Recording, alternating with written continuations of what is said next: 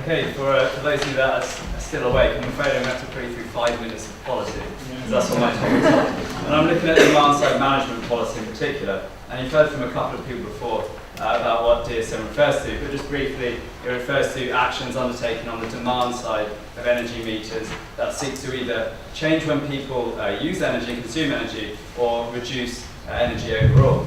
To meet a number of policy objectives, and in the UK a lot of these are to do with carbon emissions reduction, balancing supply and demand, and which is becoming really topical at the moment in the last few months, is reducing energy bills. So, okay, I'll use this.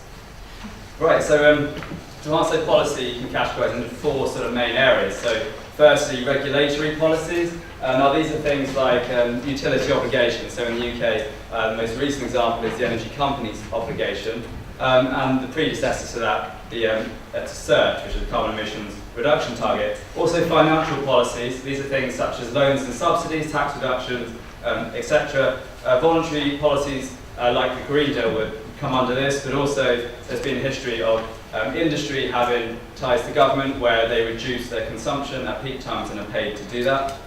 Market-based policies refer to things such as market transformation programs, where the focus is trying to overcome the barriers to energy efficiency in the market as a whole. The main technological categories are energy efficiency, demand response, which you've heard from a speaker like Mike Feld before, which is the response of consumers to price changes or incentive payments.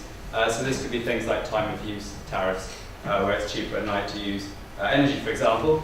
Also on-site generation and storage, so things like diesel generators in industry, that's been common use of demand-side management in the States, but also now with low carbon agenda, things like solar panels, heat pumps, etc., hot water storage tanks in industry. But my main 2 research questions that I'm looking at are trying to understand how and why DSM policies work or fail. So trying to understand the mechanisms behind that. What are the success factors? And secondly, how transferable are these policies between countries?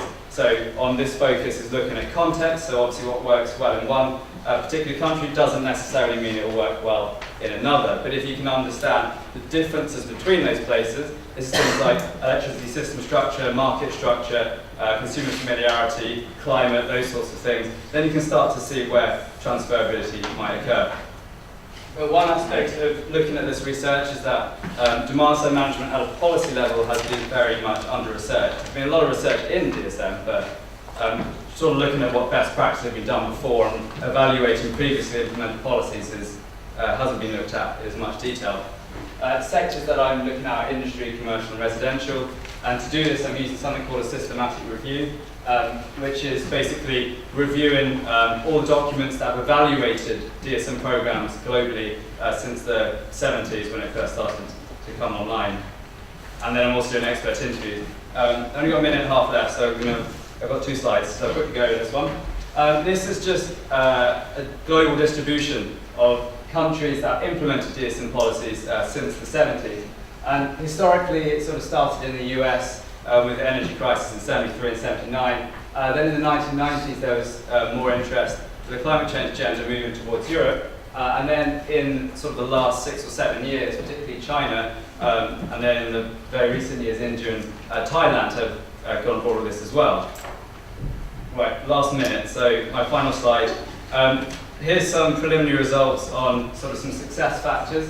The review I'm doing, I'm about halfway through, so in a year's time I can give you the full results, but what really stands out is that regulatory support and programme funding are the 2 most key factors that come out of all these documents. They're always cited as the primary reason for why the policy might have worked well.